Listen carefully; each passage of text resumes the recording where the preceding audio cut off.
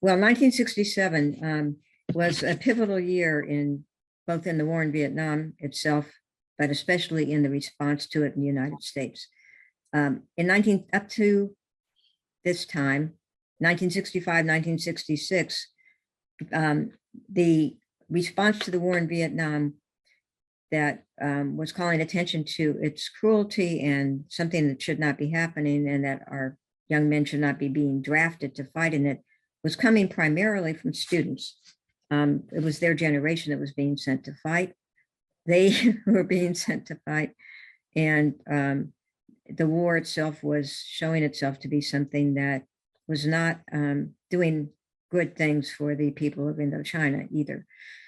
But it was mainly on college campuses and then increasingly in high schools that big actions were happening, mainly teach-ins, and there had not yet been the student strikes that were going to be coming a part of the response to the war. Mostly teach-ins and organizing of discussions and some protests against the war in Vietnam.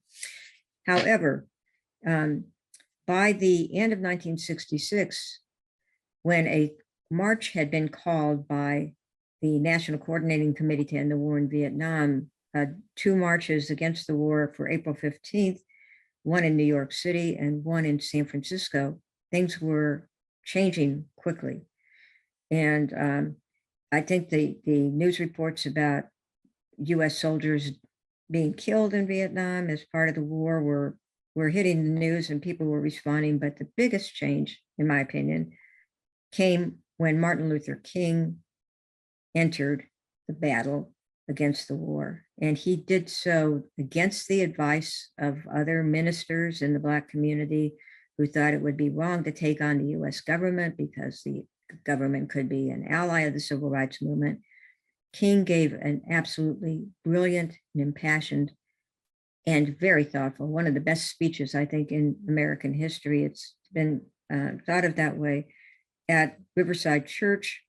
It was a call to, his speech on why he thought it was impossible to avoid taking on the war in Vietnam if Black people were going to have any kind of future in the United States.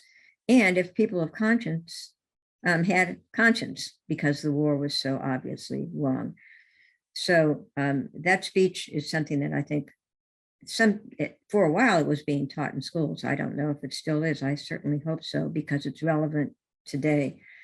And his doing this coincided with him agreeing to be a speaker at the Vietnam anti-war demonstration in New York, and with his wife, Coretta Scott King, agreeing to be a speaker at the San Francisco demonstration.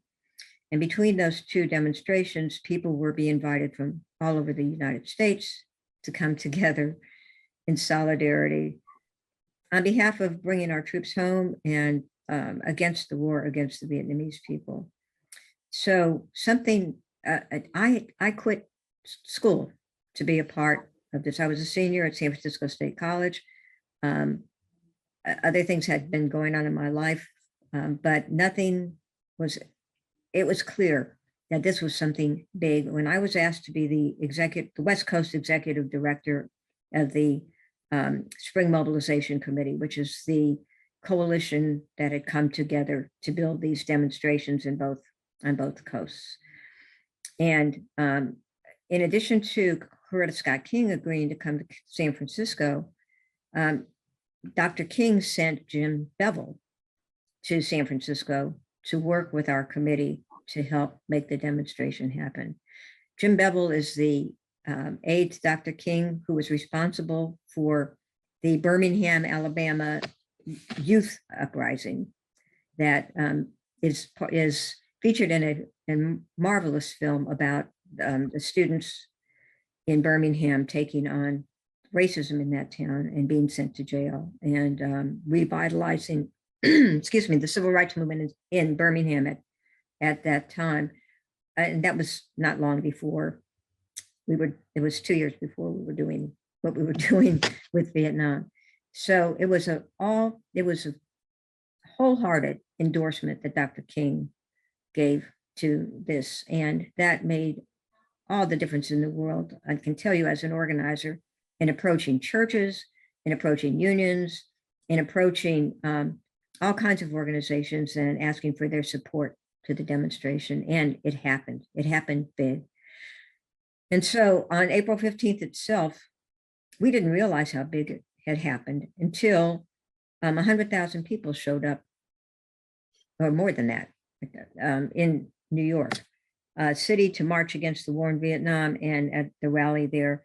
But in San Francisco, where nothing like this had really happened since the general strike of 1934, according to the police estimates, between 75,000 and 100,000 people showed up at the foot of Market Street and marched 4 miles to Kezar Stadium, which was at that point the place where the 49ers played football, and which sat 62,000 people.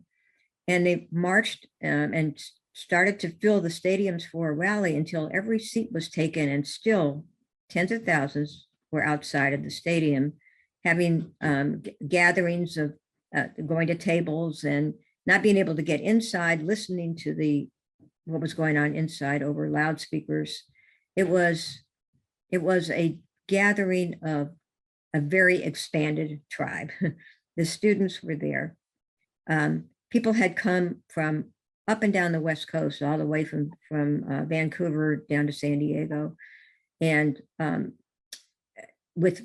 buses. There were buses from many different places. In fact, one of the reports talks about how as people came into the stadium, they were carrying their banners, and the San Francisco State Vietnam Day Committee banner was there. That was my starting point. But banners from all over the place. And the last banner that entered the stadium, and the one that people gave a roar of applause to, was from Orange County, California, Committee to End the War in Vietnam. Now, at that point, Orange County was a center of the John Birch Society, of right-wing activity. And when people saw that there was a whole group there with a banner from Orange County, it kind of demonstrated that this was a pretty new phenomenon. But among the banners that are reported on, there are, there were contingents from every Western state: Washington, Oregon, Nevada, Utah, Colorado, New Mexico, Arizona, Idaho, and buses from cities in all of those places. But there were banners from different unions, different churches, different women's organizations, et cetera. And as those people came in to sit down, there was something in the air. Of course, this was a massive change in what was going on in the United States. And we were 3 hours later than something similar that had happened in New York. And we were getting, there was no there was no internet back then or anything like that, but people were getting phone calls from, and they, oh my God, you should see this, friends in New York City who were reporting similar things. And so it was in that atmosphere that I, who was 21 years old, and took the stage first at Kezar Stadium to call the event to order and to welcome a music group that was playing a piece that had been written specifically for this action, and to call people to order and to begin the rally. I had that honor of doing that. As I told my students for years afterwards, it was the easiest speaking I've ever done, because you have a mic in your hand and you're surrounded by the stadium of people nobody can see in each other's eyes. I mean, I couldn't see in anybody's eyes I was talking to, and they couldn't see in mine. So it was unintimidating in that sense. And if I said something in the mic that people liked, all of a sudden there would be this roar that sounded like you were watching a football game. So it was I was not nervous. I was overwhelmed with pride in the people who were there and with joy about it, as we all were. But just before I began speaking, a group of Nazis tried to take the stage. They were